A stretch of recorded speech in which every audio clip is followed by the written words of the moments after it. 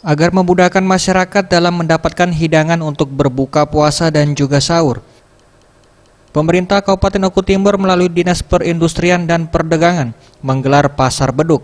Pasar yang menjual produk khusus kuliner ini dibuka oleh Sekretaris Daerah Oku Timur, Jumadi. Sekretaris Daerah Oku Timur. 1, 2, 3.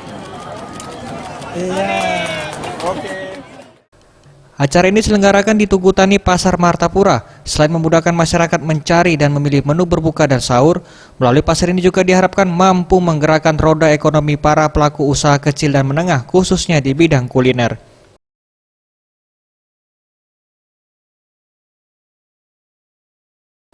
Sekda Oku Timur mengatakan, Pasar Beduk ini merupakan kegiatan tahunan yang rutin dilaksanakan.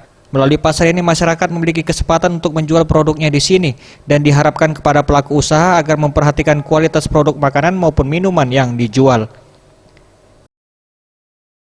Itu. Jadi kuliner ada dari serba ikan, ada ikan nila, ikan gabus, termasuk juga ikan-ikan lain yang ada di perwakilannya masyarakat bisa menjual kuliner khas daripada Oku Timur, baik untuk berbuka puasa, tidak menutup kemungkinan untuk sahur. Jadi memang tersedia, selalu tersedia kuliner yang ada setiap sore yang ada. Langsung ditinjau oleh Bapak Sekda. Imam Tasrul, Sriwijaya TV.